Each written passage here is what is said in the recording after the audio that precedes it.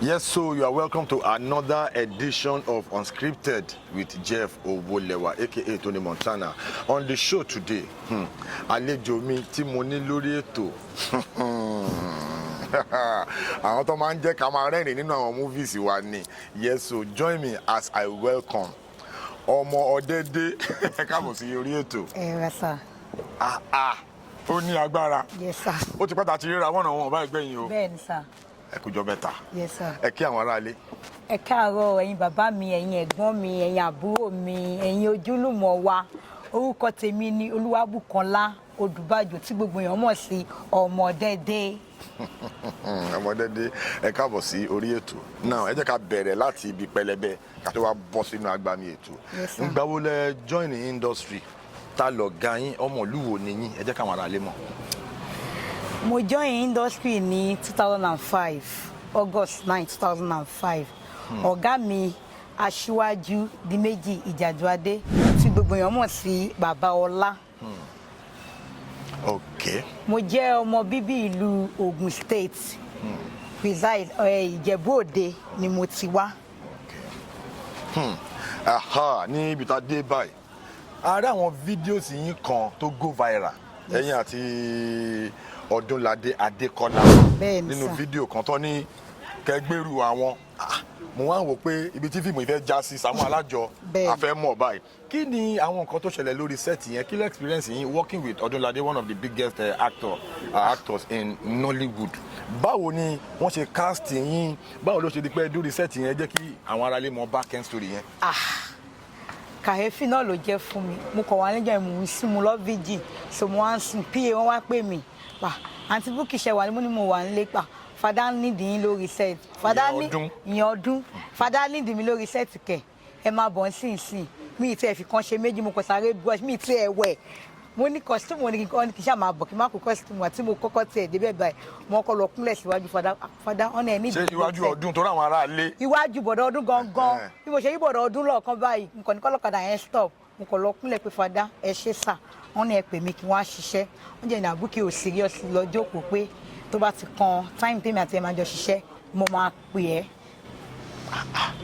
So bàtẹ́ tó wá kan tán tẹ́fẹ́ ṣiṣẹ́ yẹn bàtẹ́ wá lórí set yẹn torí èmi wo fídíò yẹn àwọn èèyàn God fídíò yẹn go viral. Bẹ́ẹ̀ni, bàtí iṣẹ́ yẹn jáde Samu Alajo everybody don't like episode yẹn particularly. Bẹ́ẹ̀ni, so sir. now nígbà tẹ́ ṣiṣẹ́ yẹn tán level wo ni iṣẹ́ yẹn gbé yín lọ from level tẹ́ wà kó tó di pé wọ́n pè yín sí Samu Alajo? Kí ni ìyàtọ̀? Ìyàtọ̀ yẹn pọ̀ gan-an. Kọ́mọ kékeré àǹtí tó ṣe Samu Alajo yẹn rèé àǹtí tó ní péré bọ̀dọ̀dún sọ pé ẹgbẹ́rún báǹtì yẹn rèé máa ti mọ̀ kó máa rẹ́rìn sí i àǹtí sẹ́yìn ni àmọ́ ní bẹ́ẹ̀ ni mà bẹ́ẹ̀ ni sà àtọmọ tó kéré bẹ́ẹ̀ ni mà bẹ́ẹ̀ ni sà èmi ni àwọn ó tún wá jẹ́ káwọn èèyàn mọ̀ mí sí dáadáa ju bọ́n ṣe mọ̀ mí tí mo ṣe Ọmọdẹ́dẹ́ yẹn lọ ó tún jẹ́ kó mọ̀ mí sí mo tún ní more fans lórí social media àwọn èèyàn máa pè mí kan lè gbọ́nà ẹ send number bèbí mo tẹ̀ ní number jẹ́ kí n bá sọ̀rọ̀ ìmí gan ó kọ́ lè send account number jẹ́ kí n fún ẹ ní kankan kó fi ṣe weekend. Then ó tún yá a tún wá rí yín pẹ̀lú ọdún tẹ́ ṣe egbére kárátà. Báwo làwọn kárátà yẹn ṣe ń wáyé àwọn experience yín lórí set yẹn báwo lẹ ṣe ń ṣe?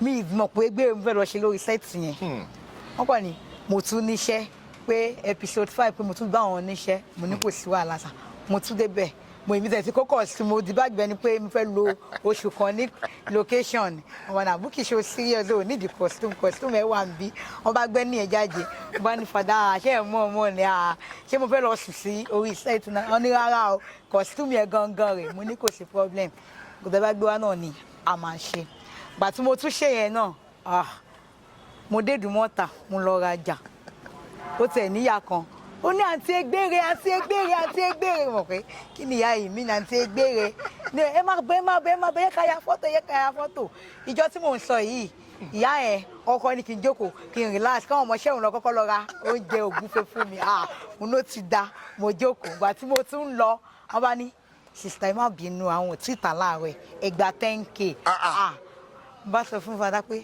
bá lọ díẹ̀ mọ́ Fada sí tí mo fẹ́ máa ṣe rè ẹ má fi mí sí kankan sí tí mo fẹ́ máa ṣe rè o so ìyẹn náà tún fún mi ní more fans again. Ó ní agbára gan. Now, iṣẹ́ wa yìí, it takes a lot of consistency. Tíyàn bá ti ń ṣe, kíyàn máa relent. Torí ẹlòmíì time tó fẹ́ relent tó ti sú yẹn, bóyá time yẹn gangan ni ògo yẹn fẹ́ jáde. Bẹ́ẹ̀ ni sàn. Àwọn ìdojúkọ wo lẹ ti rí nídìí iṣẹ́ yìí? Torí iṣẹ́ wa yìí, normally táwọn èèyàn bá join ní wa, ẹ máa kọ́kọ́ kọ́ṣẹ́, ẹ máa kọ́kọ́ serve ọ̀gá kan, tó bá ti wáyé ẹ máa ṣe freedom, ẹ ṣe máa lọ sí. So àwọn ìdojúkọ wo, àwọn ìpèníjà wo lẹ ti rí nídìí iṣẹ́ yìí? Ẹ ṣe pẹ̀lú àwọn ará ilé. Ìpèníjà pọ̀ gan o, ó tiẹ̀ pọ̀ lọ́dọ̀ ti tèmi mi mọ́ ti ẹlòmíì o, ó pọ̀. O lè dé location, wọ́n lè pe ìgbà tó fẹ́ ṣiṣẹ́, wọ́n lè pe ní day 1 kó débẹ̀ kó má ṣiṣẹ́ until day 5. Day 5 yẹn gan wàá tún ṣiṣẹ́ tán. Ọlọ́mọ yẹn pé bó ṣe lọ ló ṣe bọ̀. Ọlọ́run èmi tẹ̀ wá fọ́nì sí kinní kan, bọ́n bá fún mi lówó déédéé, bọ́n fún mi déédéé, kálùbárí kàṣà ti ṣe kí ni, ó ti máa tẹ̀lé mi. Kọ́ṣà ti rí mi inú iṣẹ́ yẹn pé ọmọ yìí ó ṣì yẹn exist. Ìpèníjà pọ̀ gan tí mi ti gbọ́dọ̀ fẹnu bà rárá, tí n bá fẹnu bà àní kúrò mi báyìí lẹ́nu. Ó pọ̀ gan. Ṣé a ti rí àwọn táìmù kan tó jẹ́ pé bóyá ẹ wà lórí, ẹ lọ sí location, gbàtẹ́ wá débẹ̀, àwọn nǹkan tẹ́ expect tí ẹ padà rí bíi kó di alẹ́, rúùmù dà kan ní ó máa lọlé, ó máa padà wá ní ọ̀la ní. Ṣé àwọn kan mọ̀ yẹn máa ń ṣẹlẹ̀?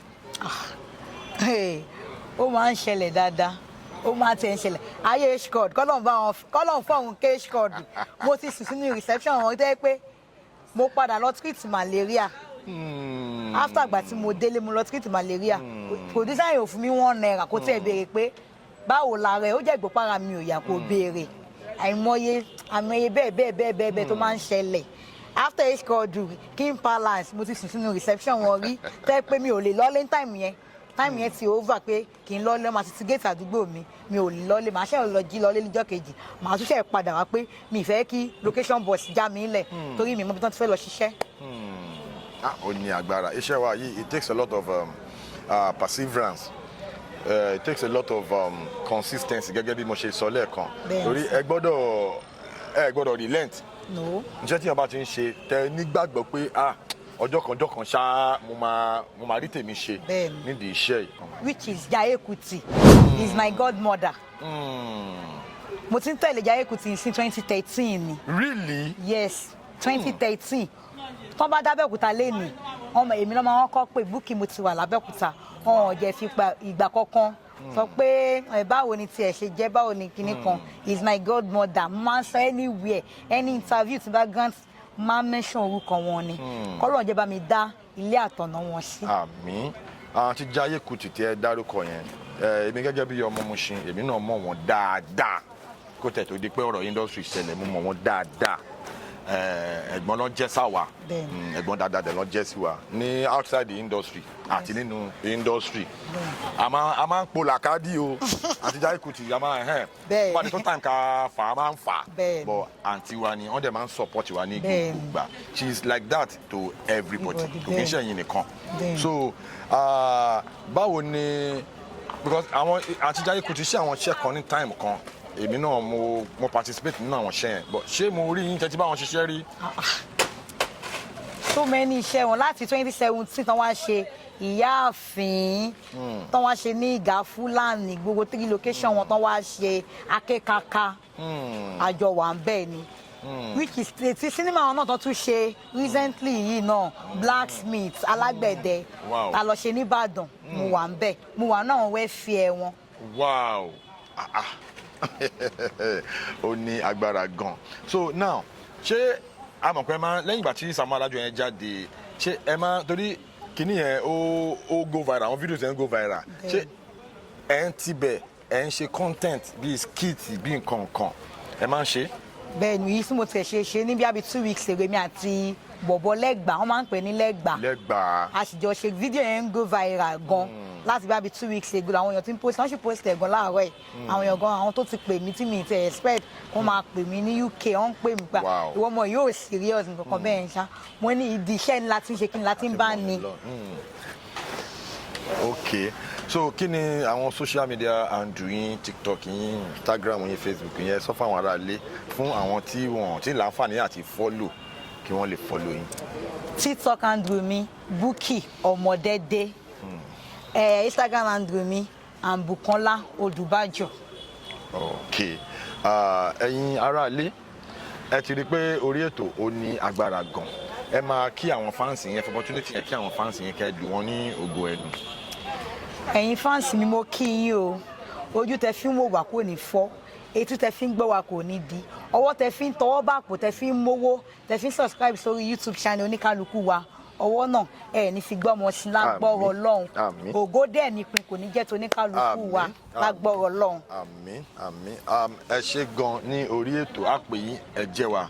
Ẹ ṣé gan ògo yín tó ń tọ̀nà kò ní wọ́kùnkùn lágbára Ọlọ́run. Gbogbo ibi tẹ́ wá retí oore sí àti ibi tẹ́ retí oore sí ẹ máa bá oore pàdé ńbẹ̀. Ẹ sign out kẹ́ kí àwọn ará ilé. Ẹ̀yin ará ilé ẹ ṣé o, mo dúpẹ́ fún àyè tẹ́ fi gbà mí. Ẹ ṣé o, mo dúpẹ́, mo really appreciate gan ni o. Ẹ ṣé o, mi ò ní jọra mi lójú o. Ẹ sà, ẹ ṣé mà. As we come to the end of this episode of Unscripted with Jeff Owolewa, mo lérò pé ẹ enjoy ara ní lórí edition yìí lénìí. Yes, so please, if you know that you have not subscribed to our channel, Jeff Owolewa TV, do so. Subscribe to our channel and smash that notification bell. So when our next video is popping up, you're going to see it. Jeff Owolewa is my name. I'll see you on the other side.